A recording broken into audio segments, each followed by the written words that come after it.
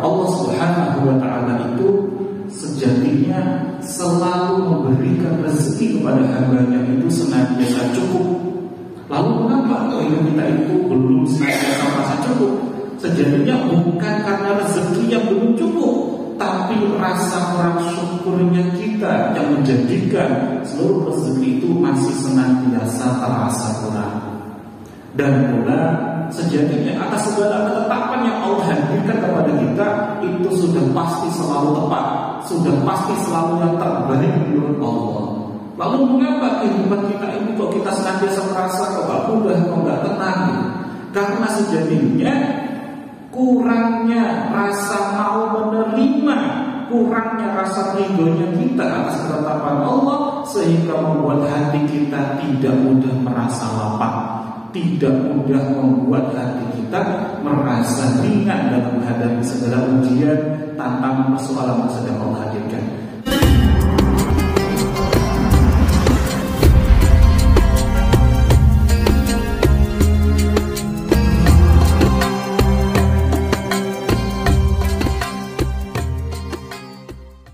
Bismillahirrahmanirrahim. Assalamualaikum warahmatullahi wabarakatuh. Bagi teman-teman yang belum subscribe dan baru saja menemukan channel ini, silahkan subscribe.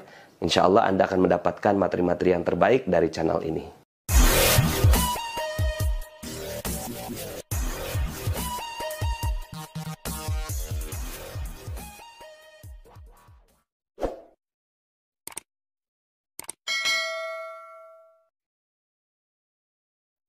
Bismillahirrahmanirrahim.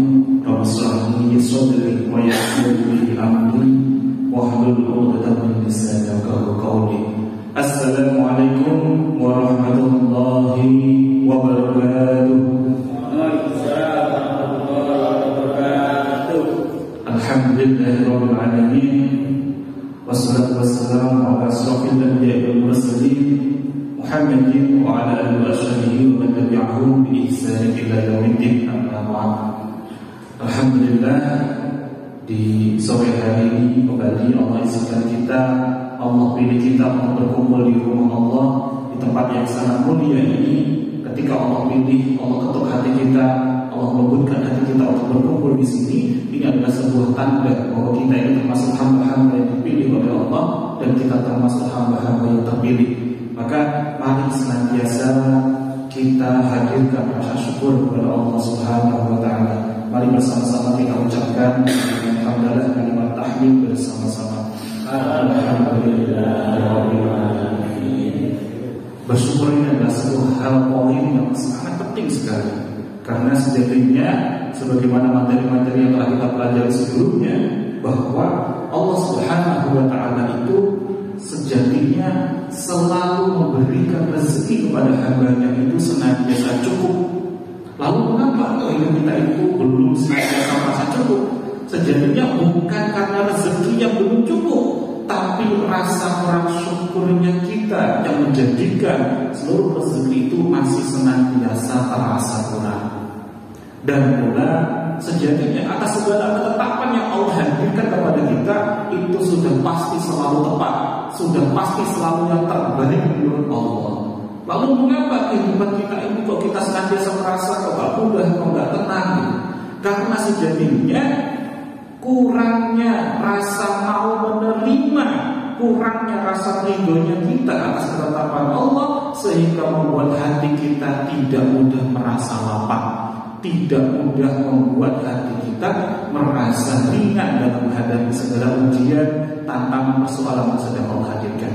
Maka bismillah, alhamdulillah, di sore hari yang indah ini, mari senantiasa kita hadirkan penuh rasa syukur kepada Allah Subhanahu wa Ta'ala. Sebelum materi kita mulai, sebagaimana biasanya saya doakan kepada seluruh jamaah yang hadir pada kesempatan hari ini, semoga Allah senantiasa hadirkan kesehatan, Allah senantiasa hadirkan rumah tangganya kian sakinah mawaddah warahmah, anak-anaknya kian bertambah sholihah. Dan pula mungkin saat ini udah mulai jenjang akhir tahun, mungkin sudah banyak sekali target-target yang belum tercapai, belum terachieve. Semoga saya doakan, semoga segera Allah hadirkan kemudahan, kelancaran dalam menggapainya. Allah lancarkan seluruh pekerjaan kita, rutinitas kita, aktivitas kita. Dan kalau kita saat ini masih ada berbagai persoalan, tantangan, tanpa terkecuali Allah segera uraikan, temukan, hadirkan jalan solusinya kepada kita semuanya. Amin Allahumma amin. Serta yang paling utama, yakni Allah senantiasa hujamkan kepada kita kelapangan hati, yang insya Allah dengan lapangnya hati itu solusi kunci atas segala persoalan itu senantiasa mendekat kepada kita. Karena lapangnya hati itu pasti berbanding lurus pula dengan kelapangan rezeki. Lapangnya hati itu berbanding lurus dengan kedekatan kita kepada Ilahi Rabbi. Kita awali ya dengan doa, menjadikan doa pembuka dari majelis ilmu ini. Allahumma inna nas'aluka ilman nafi'an.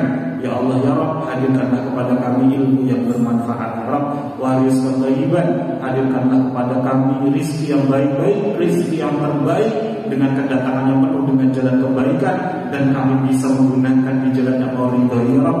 Wa amalan mutaqabbalan, dan jadikanlah seluruh amal-amal ibadah kami termasuk amal ibadah yang kau terima ya Rabb, termasuk hadirnya kami di majelis ini. Amin Allahumma amin. Hadirin jamaah, kajian rutin ya setiap Rabu di Masjid An-Nur KPU Pratama Surakarta yang dimuliakan dan dibahagiakan oleh Allah Subhanahu wa taala. Tema kita kali ini adalah tentang yang masih lanjutan dari pertemuan-pertemuan kita sebelumnya. Tema kita kali ini adalah tentang series merawat terumbu karang, yakni menjemput rezeki dengan cara Allah Subhanahu wa taala. Kenapa? Karena di merawat terumbu karang ini adalah kita belajar di mana Allah titipkan rezeki. Kalau kita sudah semakin mudah tahu di mana Allah titipkan rezeki, maka kehidupan kita itu bukan lagi terus-menerus mencari, tapi kita akan lebih mudah untuk menjemput rezeki. Ya. Karena sesungguhnya secara hakiki, secara hakikat sangat berbeda Bapak Ibu antara mencari dengan menjemput. Kira-kira lebih mudah mana antara mencari dan menjemput kita? Tidak. Lebih mudah mana? Tentunya hadir namun dua nih. Yang jawab namun dua nih. Lebih mudah mana antara mencari dengan menjemput? Ya, pasti lebih mudah menjemput. Maka inilah pentingnya kita memahami sejatinya di mana Allah titipkan rezeki kepada kita hamba-hambanya. Karena semua makhluk itu harus tahu di mana Allah titipkan rezekinya. Tapi sebelum itu, sebagai pengantar, kondisi untuk kita review sekilas terkait dengan fondasi dari ilmu ini. Sebelum kita belajar betul-betul di mana Allah titipkan rezeki kita manusia, kita harus benar-benar luruskan dua hal. Yang pertama, kita ketahui dulu mengapa kok saat ini mungkin ada sahabat-sahabat filah kita, teman kerja kita, ada yang merasa kehidupannya belum tenang, belum lapang. Sejatinya bukan maunya Allah menghadirkan hal-hal yang tidak mudah dalam hidupnya. Sebagaimana sudah kita pelajari di pertemuan-pertemuan awal dulu, yakni apa? Sejatinya rezeki itu sudah pasti dijamin, sebagaimana dalam Quran surah Hud ayat 6. Allah Subhanahu wa taala berfirman, "Wa ma min dabbatin fil ardi illa 'ala Allahi rizquha wa ya'lamu mustaqarraha wa mustawda'aha." Dan tidak ada satupun makhluk yang bernyawa yang tidak dijamin oleh Allah rezekinya. Jika seluruh makhluk yang bernyawa itu dijamin oleh Allah rezekinya, lalu mengapa masih ada orang yang saat ini merasakan bahwa dirinya kok nggak mudah, belum tercukupi rezekinya? Karena sejatinya, sebagaimana sudah kita pelajari sebelumnya, ada yang namanya perisai rezeki yang dia pasang. Jadi Allah sudah hujamkan kepadanya rahmat, Allah hujamkan kepadanya rezeki, Allah hujamkan berbagai nikmat kepadanya, tapi dianya yang memasang sebuah perisai dalam dirinya. Ini selaras dengan sabda Rasulullah SAW. Seorang manusia itu kerap sekali terhalang dari rezekinya disebabkan oleh DOSA yang dilakukannya. Jadi kitanya sendiri yang ternyata membuat penghalang itu. Ibarat yang kemarin kita pelajari di pertemuan-pertemuan sebelumnya, ikhtiar kita itu ibarat saat kita itu menginjak gas mobil kita, sementara perisai rezeki itu adalah handbrake-nya. Sekuat apapun kita itu inginkan dapatkan rezeki kita, ikhtiar kita kerja banting tulang luar biasa, tapi kalau handbrake-nya masih dipasang, gasnya diinjak sekuat apapun, tapi kalau masih dosa-dosanya masih kita terus pengennya kita itu dapatkan nikmat, tapi yang kita lakukan justru semakin tidak taat kepada sang pemilik rezeki. Kita pengen mengejar dunia, tapi yang kita lakukan justru semakin jauh dari sang pemilik dunia. Maka seperti tadi, kita mau berjalan mobil kita injak pedal gas mobilnya, mobil gak jalan-jalan. Tanpa kita sadari ternyata handbrake-nya masih terpasang kuat-kuat. Jadi sebagaimana dalam Quran surah An-Nisa ayat 79 Allah berfirman, ma asabaka min hasanatin famin Allah. Adapun segala kebaikan datangnya dari sisi Allah, wa ma asabaka min sayyi'atin famin nafsik. Dan adapun segala bentuk sayyi'atin, persoalan-persoalan kehidupan kita datangnya dari dirimu sendiri, dari kesalahan-kesalahan kita sendiri. Ini yang pertama harus kita luruskan, kita jadikan keyakinan kita bahwa Allah itu Maha Baik. Yang kedua adalah kita sebelumnya pernah juga belajar sebagai fondasi dalam materi ini adalah kemarin yang kita pelajari rahasia mengubah musibah menjadi anugerah. Itu adalah bagaimana kita memahami pola-pola datangnya rezeki. Bahwa pola datangnya rezeki itu sebagaimana kemarin sebuah paket yang datang kepada kita. Jika nikmat itu isinya, maka nikmat itu pasti ada bungkusnya. Dan bungkus itu seringkali gak kita sukai, gak kita butuhkan. Apa itu bungkus? Bungkus itulah sejatinya ujian, persoalan, tantangan yang sedang kita hadapi. Sebagaimana yang diriwayatkan oleh Imam Bukhari, dalam hadis riwayat Bukhari, Rasulullah SAW bersabda, "May yuridillahu bihi khairan yusib minhu." Barang siapa yang Allah mau berikan kebaikan, maka Allah akan berikan ujian terlebih dahulu. Jadi datangnya nikmat itu sejatinya polanya adalah fa inna ma'al usri yusra, bersama dengan kesulitan pasti ada kemudian. Datangnya itu bareng-bareng. Tapi yang tampak di dalam kacamata keterbatasan kemampuan seorang hamba itu dilihatnya adalah bungkusnya dulu, musibahnya dulu. Nah, kalau kita mau taat, kalau kita mau ridho, menerima dulu tuh namanya ujiannya, sudah pasti kita akan dapatkan isinya. Itu adalah materi yang kita pelajari di pertemuan sebelumnya tentang pola datangnya rezeki. Maka di kesempatan kali ini, bismillah, kita akan belajar bersama-sama lebih dalam lagi, yakni tentang di mana Allah titipkan rezekinya. Jadi tema kita adalah tentang sekali lagi merawat terumbu karang, tentang Allah titipkan rezeki seorang hamba. Pada dasarnya ada 3 bentuk keajaiban yang Allah hadirkan kepada hambanya. Yang pertama namanya adalah mukjizat, yang itu adalah pertolongan-pertolongan Allah luar biasa yang hanya diberikan bagi Nabi dan Rasul yang terpilih. Yang kedua ada namanya karomah, yakni keajaiban-keajaiban, pertolongan-pertolongan Allah yang sangat luar biasa yang hanya diberikan bagi para aulia, bagi para wali-wali Allah, bagi para kekasih-kekasih Allah. Lalu masih ada tingkatan yang ketiga untuk kita, apa itu? Ma'unah, yakni sebagaimana yang disampaikan oleh seorang wali Allah, Syekh Imam Athaillah As-Sakandari, Ibnu Athaillah As-Sakandari dalam kitab Al-Hikam, bahwasanya ma'unah itu adalah pertolongan-pertolongan Allah luar biasa yang diberikan bagi hamba-hambanya yang beriman dan beramal saleh. Nah, level di karomah itu sebagaimana keajaiban-keajaiban bagi para aulia terdahulu, seperti kisahnya Siti Maryam yang tinggal duduk diam di dalam mihrab, rezekinya datang sendiri, seperti kisah dalam Al-Qur'an, Quran surah An-Naml ayat 39, ayat An-Naml, Quran surah An-Naml ayat 40 tentang Asyif bin Bakir yang bisa memindahkan kerajaan Ratu Bilqis dari Yaman menuju negerinya Nabi Sulaiman. Itu adalah keajaiban-keajaiban levelnya karomah. Karena itu beliau bukan Nabi, bukan Rasul, tapi keajaibannya luar biasa. Belum lagi kita mendengar kisah-kisah luar biasa dari para wali songo, itu karomah bentuknya. Lalu di level ma'unah itu levelnya berbeda. Kalau karomah datangnya ujuk-ujuk, Pak Bedulu langsung cering di depan kita gitu. Tapi bagi ma'unah itu pasti ada wasilah, pasti ada perantara datangnya rezeki itu. Jadi bukan tiba-tiba Bapak Ibu misalkan sedang berdoa, sedang punya hajat, saya pengen lunas, tiba-tiba langsung dapat ada uang 1 gempok di depan kita. Enggak. Kalau yang sifatnya seperti itu waliullah itu. Nah, kita bukan, levelnya kita masih ma'unah. Pasti ada proses perantaranya, pasti ada proses wasilahnya datangnya rezeki itu. Jadi ada perantaranya terlebih dahulu. Makanya di sini penting sekali untuk kita memahami bahwa setiap makhluk itu harus tahu di mana Allah titipkan rezekinya. Karena sejatinya Allah senantiasa titipkan rezeki kepada para makhluknya untuk yang di level ma'unah tadi. Seluruh makhluk, bahkan level hewan sekalipun itu harus tahu di mana Allah titipkan rezekinya. Contoh, misalkan kita bertanya kepada seekor jerapah, wahai jerapah, di manakah Allah titipkan rezekimu? Baik jerapah yang ada di Eropa, di Afrika maupun di Asia sekalipun, kalaupun toh dia bisa menjawab, pasti jawabannya sama, Bapak Ibu. Kira-kira nih, di mana Allah titipkan rezeki seekor jerapah? Kira-kira tunggu. Jerapah itu rezekinya di mana? Di mana? Tanaman yang lawa. Leres begini benar, tapi kirang sempurna. Nah, leres. Jerapah itu ya dia tahu bahwa Allah titipkan rezekinya itu di pucuk-pucuk pohon yang tinggi. Maka semuanya kompak, tidak ada jerapah yang merusak pohon-pohon yang tinggi. Dia akan jaga pohonnya, karena yang diambil hanya kumpusnya saja, yang diambil hanya kuncup-kuncupnya saja, Bapak.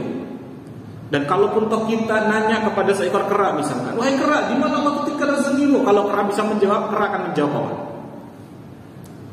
Jawabannya semua kera pasti akan kompak. Jawabannya adalah di pohon apa? Pohon pisang. Jadi kalau ada pisang yang matangnya hanya satu atau dua, yang diambil hanya yang matang saja, dia akan dibiarkan dulu. Kenapa? Karena dia tahu Allah titipkan rezekinya di pohon pisang. Dia tidak akan merusak pohon pisangnya. Kalau kita tanya kepada ikan di lautan, wahai ikan, di mana Allah titipkan rezekimu? Kira-kira ikan di lautan akan menjawab apa? Rezekinya ikan di lautan ada di mana?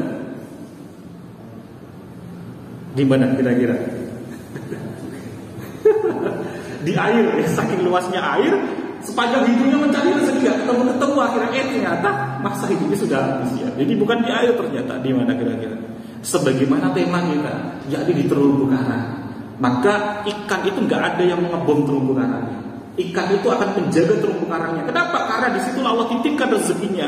Disitulah hidup satu siklus, satu ekosistem yang sangat luar biasa. Baik ikan yang makan ikan sekalipun, dia mencarinya di mana? Pasti dekat di area terumbu karang. Itu makanannya berlimpah. Baik yang makannya tumbuh-tumbuhan di dalam lautan, yang pasti kalau masih ada terumbu karangnya, artinya di sana masih sehat kehidupannya. Termasuk kura-kura, itu pun pasti akan mendekat kemana? Ke tempat-tempat yang masih stabil terumbu karangnya. Jadi nggak ada yang namanya ikan itu merusak terumbu karang. Kalau ini pertanyaan kepada mereka-mereka, lalu kalau ini ditanyakan kepada kita, wahai manusia, di mana Allah titipkan rezekimu? Kira-kira kita akan menjawab apa? Kalau mereka jawabannya bisa kompak tuh ada di mana-mana. Tapi kalau kita pasti jawabannya akan beragam. Ada yang bilang apa? Rezeki saya itu ada di kantor. Ada yang bilang rezeki saya itu di bisnis saya. Ada yang bilang rezeki saya itu di muka bumi. Ada banyak-banyak. Ada yang macam-macam rezeki saya itu ada di mana kira-kira Bapak Ibu? Karena selama ini kita nggak mudah untuk memahami di mana hakikatnya rezeki itu Allah titipkan, sehingga ibarat kita itu ikan, kita itu sering ngebom terumbu karang kita sendiri. Ya akhirnya apa? Itu menjadikan rezeki kita tidak semakin lapang. Karena kita nggak sadar, kita ternyata justru ngebom ekosistem rezeki kita sendiri. Kalau kita bilang rezeki saya itu di muka bumi, saking luasnya muka bumi, kita mencari-cari rezeki sepanjang akhir hayat kita terus mencari rezeki, tiba-tiba masa hidup kita sudah habis dipanggil oleh Allah. Alhamdulillah, rezekinya ternyata gak sampai-sampai, gak cukup-cukup.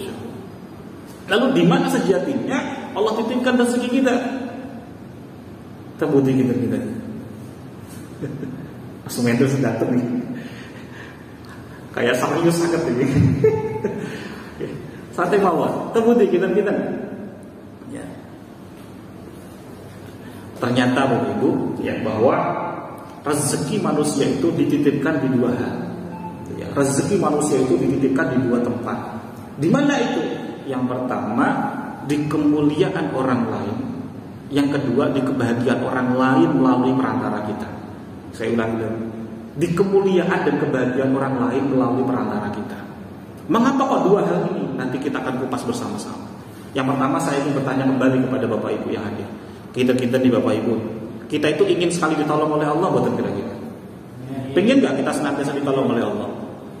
Ternyata kuncinya itu sangat sederhana. Kuncinya satu, sebagaimana yang disabdakan oleh Rasulullah SAW dalam hadis Sahih Bukhari, ya, bahwa sungguh Allah akan menolong hambanya selama hamba tersebut menolong saudaranya.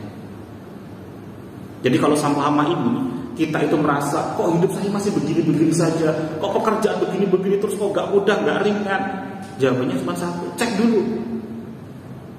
Kalau kita ingin ditolong Allah, siapa yang sudah selama ini kita hadirkan pertolongan kepadanya? Siapa yang selama ini sudah kita bahagiakan, kita muliakan? Jangan-jangan justru sebaliknya, justru semakin banyak atas kehadiran kita orang-orang yang tersakiti hatinya karena keberadaan kita. Di situ sejatinya kita sedang mengebom terumbu karang kita. Makanya saat di dunia kerja kita, di lingkungan kerja kita, ini manfaatkan betul-betul loh, Pak. Hadirnya customer kita, baik yang di lapangan ataupun yang langsung sebagai customer service ataupun sebagai office. Sekalipun itu hubungan kita langsung kepada masyarakat ataupun yang kepada sama kerja kita, ini manfaatkan betul-betul. Kita muliakan, kita bahagiakan satu sama lain. Coba kita lihat Bapak Ibu, orang-orang yang gak seakidah sama kita saja, baru membahagiakan orang lain saja, Allah guyur rezekinya. Siapa itu? Coba saat kemarin kita kena masa PPKM, ada yang work from home. Saat kita bekerja, kita biasanya menggunakan apa kalau rapat? Zaman apa?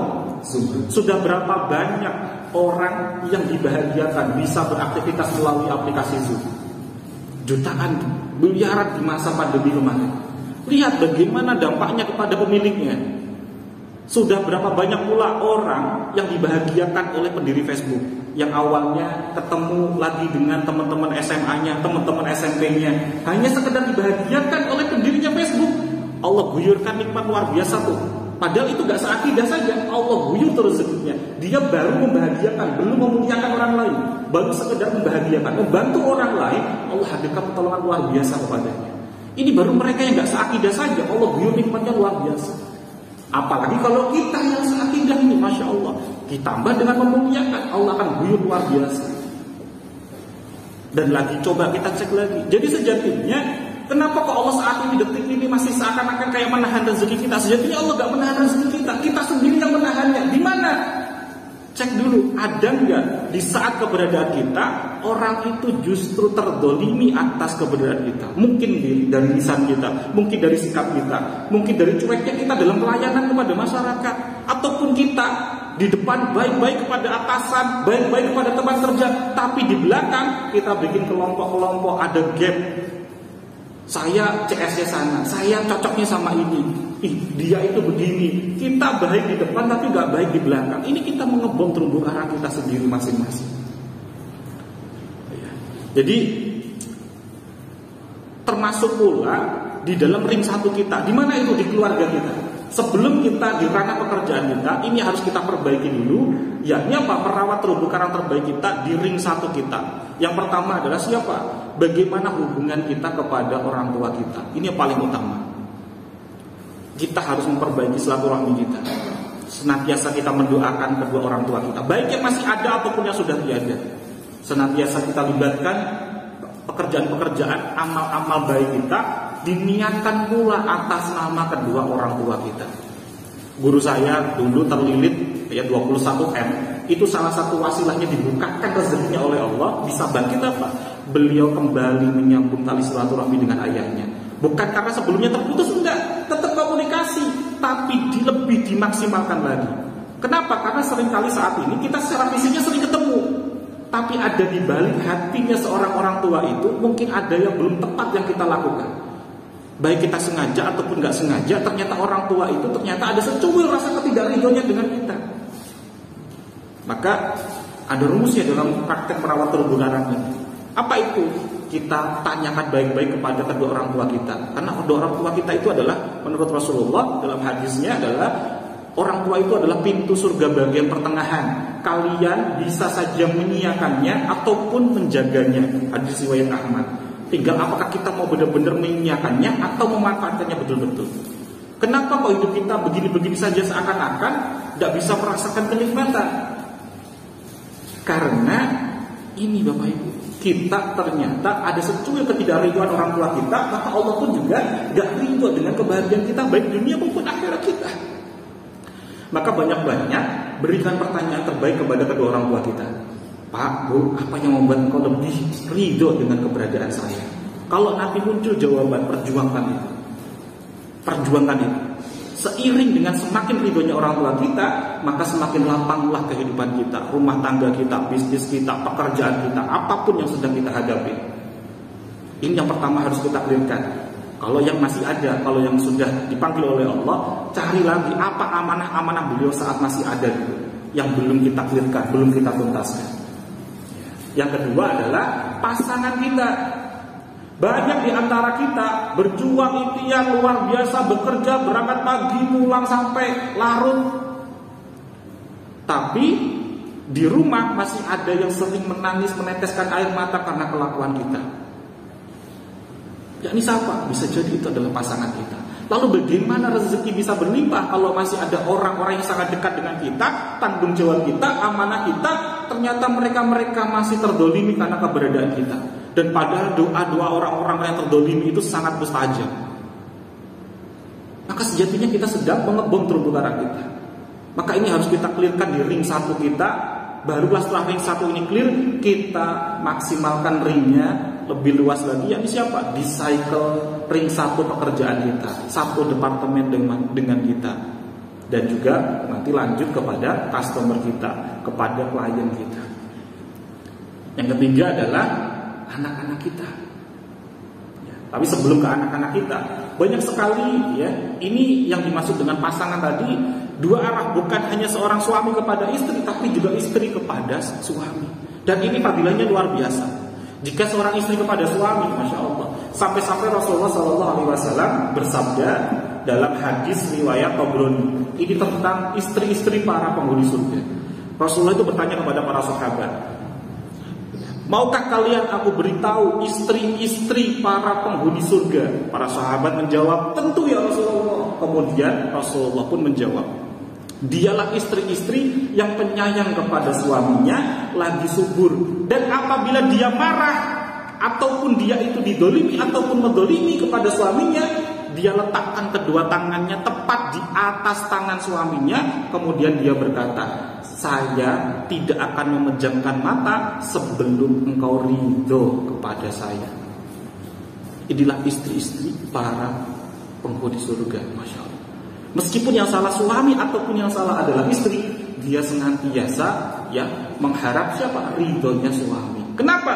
Sampai Rasulullah itu tegaskan bahwasanya seandainya dibolehkan antara makhluk itu bersujud kepada makhluk yang lain, dibolehkanlah bersujud istri kepada suaminya. Ini sangat mulianya seorang suami, masya Allah. Pun sama juga dengan suami, karena merasa dirinya adalah imam, ya, maka apa? Merasa dirinya itu serba benar, serba betul, tapi dibaliknya ada doa-doa istri sejatinya juga yang sangat mustajab kepada kita. Jangan sampai kita abaikan. Maka buatlah istri kita senantiasa bahagia atas keberadaan kita. Cara mengukurnya gimana? Cek dulu nih Bapak Ibu. Kalau kita nggak ada di rumah, apakah orang-orang di rumah itu merasa rindu dengan kehadiran kita, atau justru bahagia kita nggak ada di rumah? Atau justru sebaliknya, mereka tidak bahagia atas keberadaan kita di rumah? Karena ngeri Bapak Ibu. Seringkali kita itu kalau dengan teman kita ngomongnya itu bisa halus, bisa baik banget. Ketemu dengan klien, ketemu dengan atasan, kita pakai baju yang sangat rapi, kita bisa wangi. Tapi kalau di rumah bagaimana? Tutur kata itu sudah nggak terjaga lagi. Ceplas-ceplosnya luar biasa. Mudah sekali kita ternyata menyakiti hati pasangan kita. Secara fisik kita masih satu atap, tapi sejatinya kita sudah memutus tali silaturahmi di hati ini. Silah kita sudah terputus. Ada yang diem-dieman, ada yang dipendam dalam hatinya, ada yang sampai tidurnya ya singkur-singkuran dan lain sebagainya. Dan ini sangat berbahaya Bapak Ibu. Kenapa? Karena masya Allah, Allah Subhanahu Wa Taala berfirman dalam Quran surah Muhammad ayat 22 sampai dengan 23. Ya, Allah berfirman, maka apakah sekiranya kalian berkuasa akan membuat kerusakan di muka bumi dan memutuskan hubungan silaturahmi? Maka di ayat yang ke-23 Allah tegaskan, mereka itulah orang-orang yang dilaknat oleh Allah, ditulikan telinganya dan dibutakan penglihatan mereka. Maka jangan sampai kita termasuk orang-orang ini yang dilaknat oleh Allah. Bahkan Rasulullah pun juga tegaskan, la yadkhulul jannah qati'un, tidak akan masuk surga orang-orang yang memutus tali silaturahmi. Nah, lalu bagaimana cara menyambungkannya? Mari kita senantiasa muliakan, bahagiakan siapa saja yang ada di sekitar kita, terutama ring satu kita tadi, orang tua kita, pasangan kita, baru yang ketiga anak-anak kita. Kenapa kok anak-anak penting nih? Dan ini apa hubungannya dengan rezeki? Ya, di dalam Quran surah Al-Isra ayat 31 Allah berfirman, dan janganlah kamu membunuh anak-anakmu karena takut miskin. Lanjutannya adalah nahnu narzuquhum wa iyyakum. Kamilah yang memberi rizki kepada mereka dan kepadamu. Artinya apa? Allah memberikan rezeki itu ya sejatinya bukan lewat kita, dititipkan kepada kita lalu kepada anak-anak. Kalau dalam firman ini adalah Allah memberikan rezeki itu kepada anak-anak, barulah kepada kita. Selama ini kita merasa bahwa rezeki ini kan rezeki saya, baru saya kasihkan kepada anak. Sejatinya tidak. Bisa jadi rezeki-rezeki yang kita dapatkan saat ini sejatinya memang itu adalah rezekinya anak-anak yang Allah titipkan kepada kita. Ya, Masya Allah. Dan di sini adalah tentang janganlah kamu bunuh anak-anak karena takut miskin. Sejatinya seringkali kita saat bekerja itu luar biasa, tapi saat pulang anak minta, ya, yuk kita main di luar. Kita jamnya apa? Enggak, ayah lagi capek, main aja sama ibu.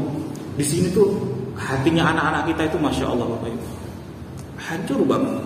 Rindu kangen dengan kasih sayang ayah, tapi karena kita merasa bahwa kewajiban kita itu hanya sekadar yang di luar saja, padahal anak-anak yang Allah titipkan itu juga bagian dari kewajiban untuk kita jaga, untuk kita didik, untuk kita bina.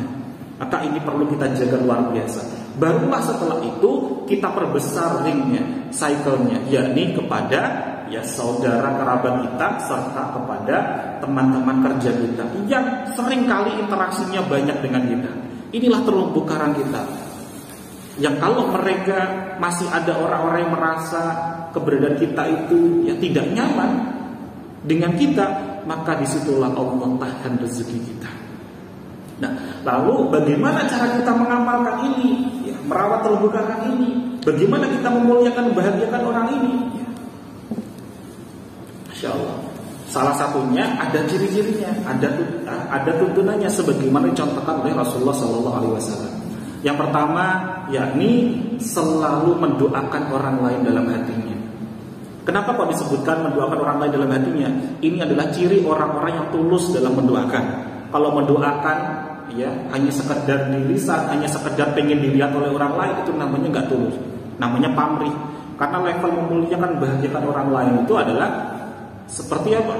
Lagunya Kasih Ibu itu, hanya memberi tak harap kembali. Kita benar-benar sungguh-sungguh mendoakan. Kenapa? Karena di balik kita mendoakan orang lain itu, sebagaimana dalam hadis riwayat Bukhari, ya barang siapa yang mendoakan saudaranya tanpa sepengetahuan orang yang didoakannya, maka akan ada malaikat yang menjadi wakil baginya seraya berkata, amin, engkau pun akan mendapatkan apa yang ia dapatkan.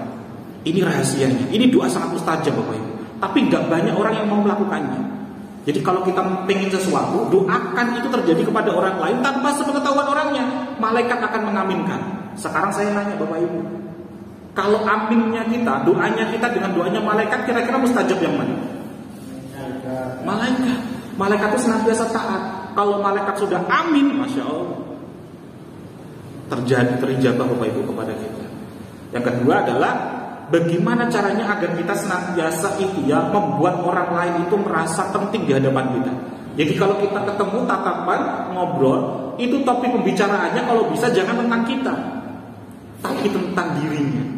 Itu kita lebih menghargainya, lebih merasa bahwa dirinya itu penting di hadapan kita. Kalau tentang kita terus, nanti sangat tipis kita akan tergelincir untuk apa? Ujub, riya, sombong, takabur. Tapi kalau tentang dirinya dia merasa lebih dihargai.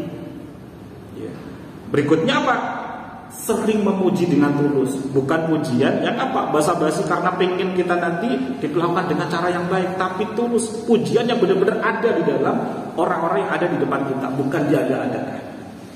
Dan juga teruslah untuk senantiasa belajar menjadi pendengar yang baik. Jadi biarkan orang lain untuk lebih banyak berbicara. Inilah yang dicontohkan oleh Rasulullah saat beliau berinteraksi dengan orang-orang di sekitarnya. Dan kemudian bahagia saat orang lain bahagia. Ini gak mudah. Apalagi di Indonesia ini. Kita itu lebih banyak bahagia ketika melihat orang lain yang sedang susah. Dan itu sudah diajarkan sejak kecil. Makanya banyak sekali namanya bully-bully di luar sana. Bahkan kalau kita ingat, kita dulu di sekolah masih ingat betul, bahwa kalau ada teman kita yang ulang tahun, kita apakan biasanya? Dia apa kan? Ada yang diikat, dimasukin kamar mandi, ada yang dilempar tepung, disiram, pakai telur dan lain sebagainya, betul kan? Dan kita bahagia ketika melihat orang lain itu terdolimi gitu. Dan akhirnya di masyarakat pun sama. Kita gak mudah muncul rasa bahagia saat orang lain bahagia, tapi kebalikan. Padahal harusnya jelas-jelas dia sedang milad, sedang ulang tahun, harusnya kita buat dia bahagia, tapi malah kita kemplang. Ayo traktir semuanya gitu. Betul kan? Malah ini diajarkan kita dari kecil sampai akhirnya kita di masyarakat bersama. Akhirnya mudah sekali. Kalau tetangganya satu kompleknya ada yang baru beli mobil udah nyas panas gitu, kita nggak bisa bahagia ya. Kita juga pengen lebih tuh dari itu gitu ya, masya Allah. Tapi bapak-bapak biasanya enggak, biasanya ibu-ibu tuh biasanya mudah panas kalau kayak gitu dengan tetangga dan lain sebagainya. Jadi masya Allah ya, semoga kita terjaga dari itu semuanya. Dan berikutnya adalah kita harus senantiasa ya belajar untuk terus apa? Menghargai orang di sekitar kita dengan cara apa? Belajar untuk mengingat nama orang lain. Jadi kalau kita sebutkan namanya, kalau kita bicara dengan namanya, itu lebih merasa dihargai. Kalau kita ketemu customer, ketemu klien, ketemu ya masyarakat itu, kita ingat namanya, kita panggil itu merasa bahwa dia menghargai kita banget gitu. Dia merasa bahwa kita menghargai mereka sekali. Berikutnya apa? Selalu memaafkan orang lain. Ini terutama dengan partner kerja kita. Ini gak mudah Bapak Ibu. Tapi ini adalah amalan bagi mereka-mereka yang disiapkan istana surga oleh Allah Subhanahu Wa Taala. Sebagaimana dalam hadis riwayat Imam Al-Hakim, pada suatu hari Rasulullah SAW dalam satu halaqah majelis ilmu itu tersenyum, gak seperti senyum biasanya Bapak Ibu. Senyumnya itu sampai terlihat giginya. Rasulullah itu padahal kalau sampai terlihat gigi itu luar biasa, langka sekali. Maka ada salah satu sahabat bernama Umar bin Khattab bertanya, "Ya Rasul, ada apa gerangan sehingga kau bisa tersenyum? Luar biasa sekali." Kemudian Rasulullah menjawab, "Baru saja aku dikasih tahu oleh malaikat Jibril, kelak pada hari akhir itu akan ada dua manusia, seorang hamba yang menghadap kepada Allah Subhanahu wa taala dengan kepala tertunduk. Yang satu dia menyeret temannya dengan mengadukan kepada Allah, ya Allah, sesungguhnya dulu di dunia orang ini mendolimi saya, ya Allah, tolong ambilkan seluruh amal baiknya, timpakan kepadaku." Kemudian Allah pun menjawab, "Sesungguhnya orang yang kamu bawa itu gak ada sedikit pun amal baiknya. Lalu apa yang akan aku ambil untukmu?" Kemudian orang ini pun menjawab, "Ya Allah, kalau gitu tolong ambilkan seluruh hal yang gak baik dalam hidupku, timpakan kepada orang yang mendolimiku." Barulah di situ Rasulullah pun menangis. Rasulullah meneteskan air matanya, gak bisa menahan lagi. Kemudian Rasulullah melanjutkan kisahnya bahwa pada hari itu nanti seluruh hari akan mencekam. Orang tua itu tidak akan saling membela satu sama lain dengan anaknya, dengan pasangannya. Semuanya pengen selamat sendiri-sendiri. Ada seorang anak yang dia justru menyalahkan orang tuanya. "Saya begini, saya banyak dosa gini karena dulu orang tua saya nggak mengajari saya. Itu salahnya orang tua saya. Saya nggak terima kalau orang tua saya masuk surga sementara saya tidak." Semuanya saling menyeret satu sama lain. Semuanya mencekam saat itu. Orang tua pun juga sama, bilang bahwa anak-anak yang durhaka dan lain sebagainya. Kepada pasangannya pun juga sama. Dan Rasulullah pun melanjutkan kisah ini. Kemudian Allah tunjukkan ada satu istana di surga yang terbuat dari emas, ada singgasana bertahtakan dari intan permata. Maka orang yang mengadukan tadi bertanya kepada Allah, "Ya Allah, di surga istana semegah itu untuk nabi yang mana ya Allah?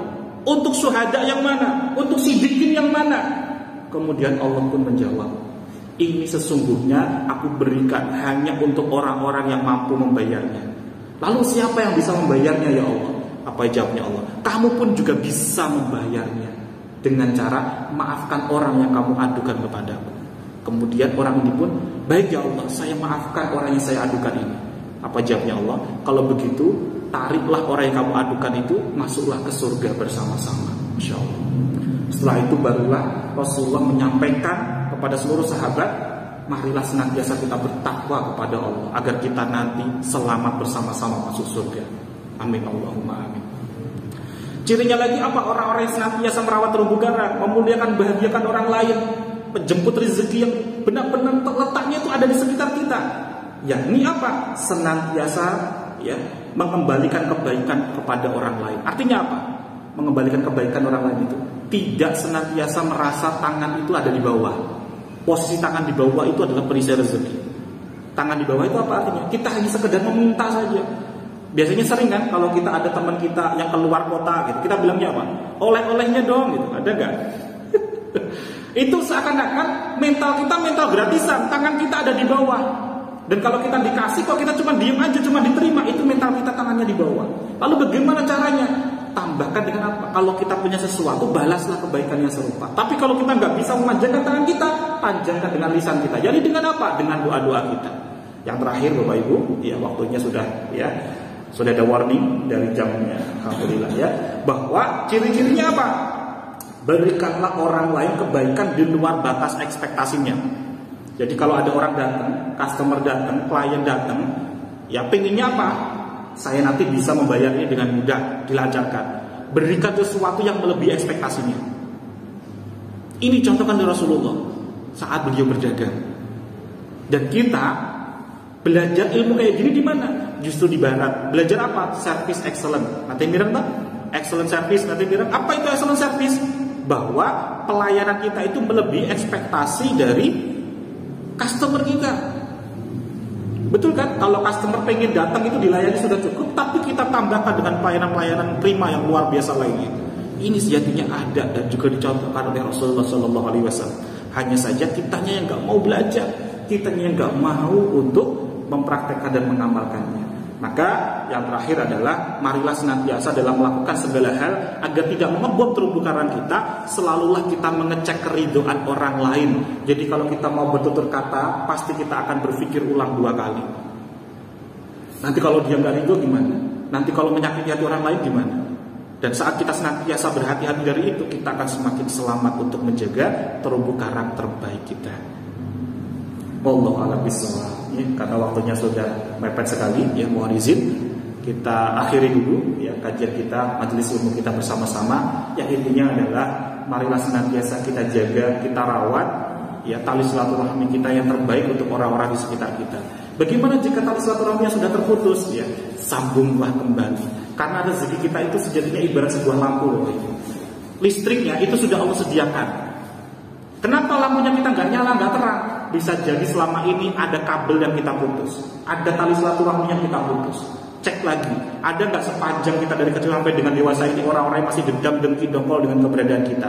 Ibarat lampu itu kok nggak nyala-nyala, karena memang ada kabel yang putus, bukan karena nggak ada listriknya. Allah sudah jamin rezekinya, tapi mengapa lampunya nggak nyala? Ya karena kabelnya yang sedang kita putus. Maka marilah kita senantiasa memperbaikinya. Ibarat keran, kok airnya itu nggak ngalir, bukan karena sayurnya nggak nyala, tapi bisa jadi karena masih ada selangnya, pipanya yang bocor yang tanpa kita sadari. Kita seringkali mengejar rezeki, mencari rezeki itu seperti masukkan ke dalam ember, nyari sebanyak-banyaknya, tapi selama masih ada orang-orang tersakiti hatinya karena keberadaan kita, embernya itu ada lubang di bawahnya. Sebanyak apapun kita kumpulkan, secara nominal kita dapat, tapi kita nggak dapatkan keberkahannya. Akhirnya apa? Nanti saat di yaumil hisab, nol, nihil, gak ada amal kita sama sekali. Na'udzubillah tsumma na'udzubillah. Maka mari senantiasa kita luruskan niat kita untuk benar-benar mulai hari ini dan seterusnya kita jaga, kita maksimalkan merawat terumbu karang terbaik kita. Kita sambung silaturahmi kita. Salah satu kuncinya yang dicontohkan oleh Rasulullah adalah bagi yang sudah pernah terputus, mulailah untuk saling memberi hadiah satu sama lain. Karena memberi hadiah itu adalah menumbuhkan rasa sayang, menumbuhkan rasa kasih sayang, rasa mahabbah. Kalau sudah saling mulai tersambung kembali, maksimalkan betul-betul silaturahmi itu untuk senantiasa kita jaga. Khususnya pula di lingkup kerja KPP Pratama Surakarta ini. Semoga Allah senantiasa muliakan, bahagiakan kita. Wallahu a'lam bishawab. Alhamdulillahirabbil alamin. Untuk menutup majelis ilmu kita hari ini, mari kita ucap kalimat tahmid, kalimat hamdalah dan doa kafatul majelis bersama-sama. Alhamdulillahirabbil alamin. Subhanakallahumma wa bihamdika asyhadu an la ilaha illa anta astaghfiruka wa atubu ilaik. Billahi taufiq wal hidayah wa ridha wal inayah. Wassalamualaikum warahmatullahi wabarakatuh. Waalaikumsalam.